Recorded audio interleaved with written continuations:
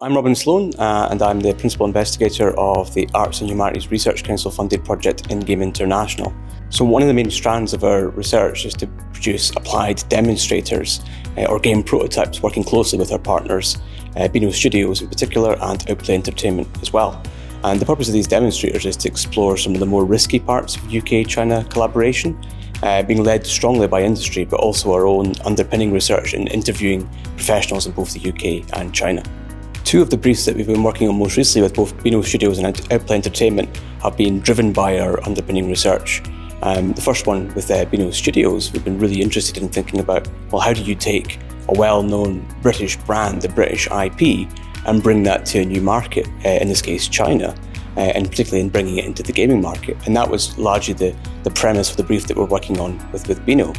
With Outplay Entertainment, we developed a brief that was focusing much more on the social aspects of gaming and also understanding the richness of the mobile game market in China, but the very distinct social media ecosystem, and trying to understand, well, how do we share knowledge between a company like Outplay Entertainment, well known for mobile games here in the UK, and bring that together with knowledge more about the mobile market in China, working with Chinese development students. So the Playground Games brief was a bid from us to combine information we had from speaking to our readers and kids and also speaking to their parents. We know how much kids love games. We also know that parents have a concern about how much time kids are playing these games. So we wanted to deal with both of those things at the same time in this brief, and I think we've achieved that. My name is Brett Murray. I'm a digital content editor with Beano Studios, and I was a mentor on the project. When it comes to working with a student team in terms of adapting a pre-existing and loved brand, there's a lot that can happen in terms of student interpretation, the exploration of our characters and themes, and also applying what is a very well-known British cast to an international audience. I think ultimately what the team did in terms of designing the characters in a cute and friendly way, making sure that the Beano themes of fun and play, which are universal experiences no matter what country you're in, come through with the game, and that actually it serves as quite an effective depiction or adaptation of that experience of being a child, and that's what the brand represents. We looked into children's media in both China and the UK. And the main sort of commonalities we found was sort of cute art styles inspired by anime, and also animals just as a general sort of theme. So our game has 3 mini-games within its core experience. Has red light, green light, charades, and a third mini-game that we framed as Fox versus Chicken. This game is traditionally a Chinese playground game. With regulations on screen time, we had to consider how much time kids would be allotted to play on the device, and each mini-game has around 2 to 3 minutes to play for each of these iterative quick experiences.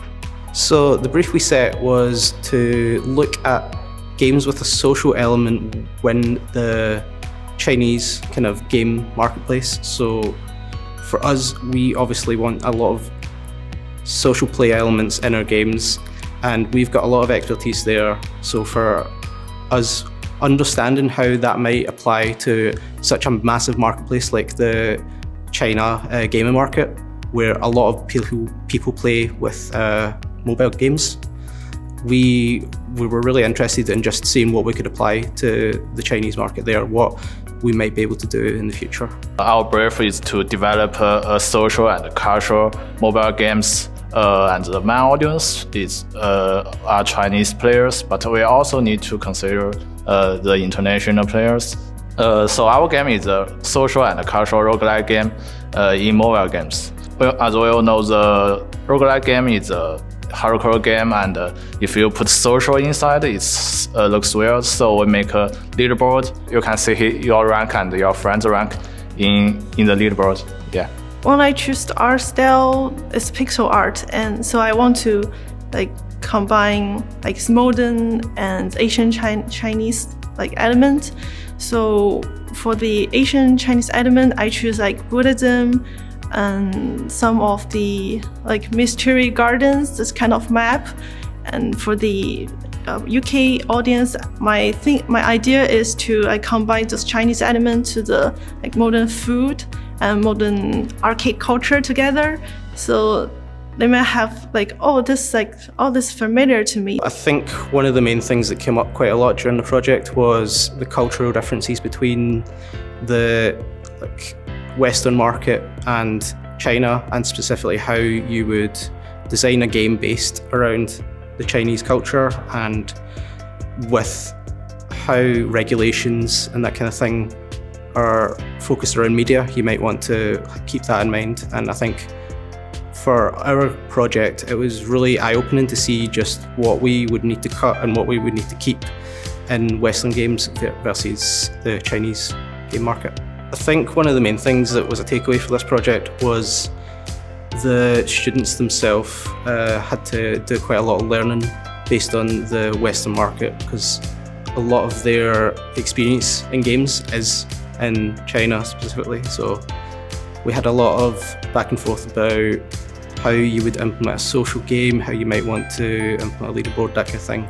One of the key things that we do at Outplay is the Outplay Academy, which is kind of a process where we train and share skills and experience within the industry. So we try and teach and learn on the job, and we also try and share experiences with outside the industry. So potential graduates, I really want to just help other people in the industry go through that process and kind of work out their challenges and experiences themselves as well. It was actually a really interesting part of the collaboration, working with the team and with InGAME International as a component of just figuring out where our overlapping expertises lay in terms of Beano knowing characters and knowing kids, and InGAME International having exposure to the international market and to consumers in other regions where iconography or behaviors or symbols or even tropes of what our kids would get into and what our characters would get into in terms of mischief and fun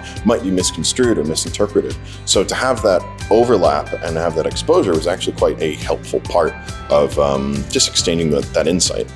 For me, I think this project's just the beginning. It's reaffirmed the amazing talent literally across the road at Abertay, but it's also given me confidence that our characters and our storytelling meld beautifully with that.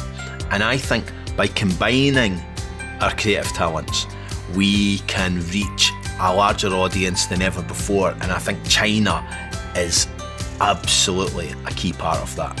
I think for us as an institution at Abertay, we're going to be doing a lot more of this kind of cross-cultural stuff. It's really important to us as an institution, but I think it's really useful to the students as well, that they get to have these kind of considerations and learn more and sort of grow as individuals as they start to think about how things are perceived internationally.